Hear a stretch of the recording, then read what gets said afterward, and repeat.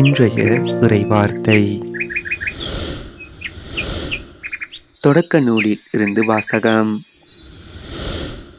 அந்நாள்களில் யாக்கோபு தம் புதல்வர்களுக்கு கட்டளையிட்டு கூறியது: இதோ, நான் என் இனத்தவரோடு சேர்க்கப்பட இருக்கிறேன். என்னை என் தந்தையருடன் இத்தியனான எப்ரோனி நிலத்திலுள்ள குகையில் அடக்கம் செய்யுங்கள். அது கானான் நாட்டில் மம்ரே பகுதிக்கு அருகேயுள்ள மக்பேலாவின் நிலத்தில் அமைந்துள்ளது. ஆபிரகாம் இத்தியனான எப்ரோனிடமிருந்து அந்த நிலத்தை கல்லறை நிலத்திற்கென விலைக்கு வாங்கினார். அங்கே ஆபிரகாமையும் அவர் மனைவி சாராவையும் அடக்கம் செய்தனர். அங்கு ஈசாக்கையும் அவர் மனைவி ரெபேக்காவையும் அடக்கம் செய்தனர். அங்கே தான் நானும் லேயாவை அடக்கம் செய்துள்ளேன். அந்நிலமும் அக்கல்லறையும் இத்தியரிடமிருந்து விலைக்கு வாங்க பெற்றவை. யாக்கோபு தம் புதல்வர்களுக்கு கட்டளைகளை வழங்கி முடித்த பின் தம் கால்களை படுக்கையினுள் மடக்கிக் கொண்டு உயிர் நீத்து தம் இனத்தாருடன் சேர்த்து கொள்ளப்பட்டார். அப்பொழுது யோசேப்பின் சகோதரர் தங்கள் தந்தை இறந்துவிட்டதைக் கண்டு, யோசேப்பு நாம் அவருக்கு செய்த அனைத்து தீமைகளையும் கருதி இப்பொழுது நம்மை வெறுத்து உறுதியாக பழிவாங்குவார் என்று எண்ணினர். எனவே அவர்கள் யோசேப்புக்கு இவ்வாறு செய்தி அனுப்பினர்: உம் தந்தை இறப்பதற்கு முன் உன் சகோதரர் உனக்கு தீங்கிழைத்ததன் மூலம் உண்டான குற்றப்பழியையும் பாவத்தையும் மன்னித்து விடு என்று யோசேப்புக்கு சொல்லுங்கள் என்று எங்களுக்கு கட்டளையிட்டார்.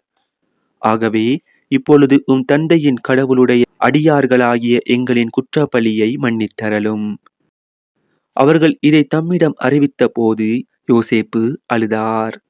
அவர் சகோதரரும் அழுது அவர் முன் தாழ் பணிந்து, நாங்கள் உம் அடிமைகள் என்றனர். யோசேப்பு அவர்களிடம், அஞ்சாதீர்கள், நான் கடவுளுக்கு இணையானவனா? நீங்கள் எனக்கு தீமை செய்ய நினைத்தீர்கள். ஆனால் கடவுள் அதை இன்று நடப்பது போல் திரளான மக்களை உயிரோடு காக்கும் பொருட்டு நன்மையாக மாற்றிவிட்டார். ஆகவே இப்பொழுது அஞ்ச வேண்டாம். உங்களையும் உங்கள் குழந்தைகளையும் நான் பேணிக் காப்பேன் என்றார். இப்படியாக அவர் அவர்களுக்கு ஆறுதல் அளித்தார். அவர்களுடன் இதமாக பேசி வந்தார். யோசேப்பும் அவர் தந்தையின் வீட்டாரும் எகிப்தில் குடியிருந்தனர். யோசேப்பு 110 ஆண்டுகள் உயிர் வாழ்ந்தார். எப்ராஹிமின் 3ஆம் தலைமுறையை பார்க்கும் வரையிலும், மனாசேயின் மகன் மாக்கிரின் குழந்தைகள் தம் மடியில் விளையாடும் வரையிலும் யோசேப்பு உயிர் வாழ்ந்தார். யோசேப்பு தம் சகோதரரிடம், நான் சாகும் வேளை வந்துவிட்டது. ஆனால் கடவுள் உங்களை கனிவுடன் சந்திக்க உறுதியாக வருவார். ஆபிரகாம், ஈசாக்கு, யாக்கோபுக்கு தாம் கொடுப்பதாக வாக்களித்த நாட்டிற்கு இந்த நாட்டிலிருந்து அவர் உங்களை அழைத்து செல்வார் என்றார். மீண்டும் யோசேப்பு, கடவுள் உங்களை கனிவுடன் சந்திக்க உறுதியாக வருவார். அப்பொழுது நீங்கள் என் எலும்புகளை இங்கிருந்து எடுத்து செல்லுங்கள் என்று சொல்லி இஸ்ரேல் புதல்வரிடமிருந்து உறுதிமொழி பெற்றுக் கொண்டார். யோசேப்பு தம் 110ஆம் வயதில் இறந்தார்.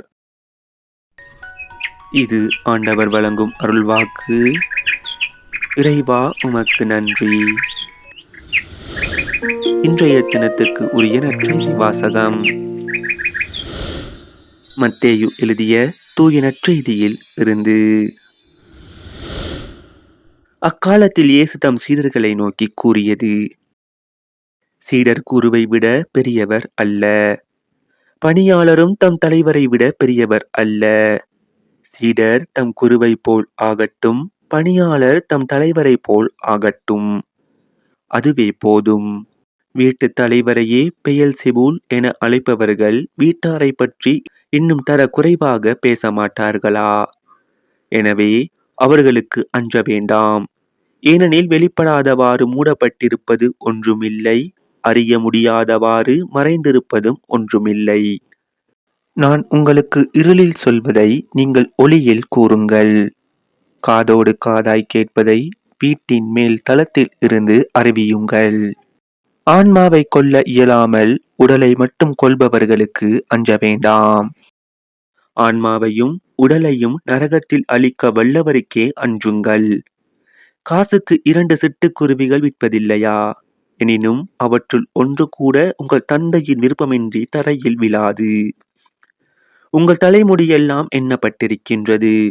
சிட்டுக்குருவிகள் பலவற்றை விட நீங்கள் மேலானவர்கள்.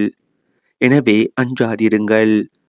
மக்கள் முன்னிலையில் என்னை ஏற்றுக்கொள்பவரை விண்ணுலகில் இருக்கும் என் தந்தையின் முன்னிலையில் நானும் ஏற்றுக்கொள்வேன். மக்கள் முன்னிலையில் என்னை மறுதலிப்பவர் எவரையும் விண்ணுலகில் இருக்கிற என் தந்தையின் முன்னிலையில் நானும் மறுதலிப்பேன். இது நம் கிறிஸ்து இயேசு வழங்கும் வாழ்வு தரும் நற்செய்தி. கிறிஸ்துவே உமக்கு புகழ். இன்றைய தினத்துக்கு உரிய சிந்தனை துளிகள். அஞ்ச வேண்டாம். இன்றைய வாசகங்களில் 4 இடங்களில் அஞ்ச வேண்டாம் என்ற ஆறுதல் தரும் சொல்லை காண்கின்றோம். முதல் வாசகத்தில் யோசேப்பு அவருடைய சகோதரர்களை பார்த்து, தீமையை நன்மையாக மாற்றும் ஆற்றல் கடவுளுக்கு உண்டு, ஆகவே அஞ்சாதீர்கள் என்கின்றார். நம்மை விட ஆற்றல் மிக்க ஒருவர், எல்லாரையும் விட நம்மை அதிகம் அன்பு செய்யும் ஒருவர் நம்மோடு இருக்கின்றார் என்று நாம் நம்பினால் நம் வாழ்வில் அச்சம், நடுக்கம், தயக்கம், கலக்கம், மயக்கம் இருக்காது. கடவுள் எங்கேயும் எப்போதும் தூய ஆவியார் உருவிலே நமக்குள் வாழ்ந்து கொண்டிருக்கின்றார் என்று நாம் நம்புவோம்.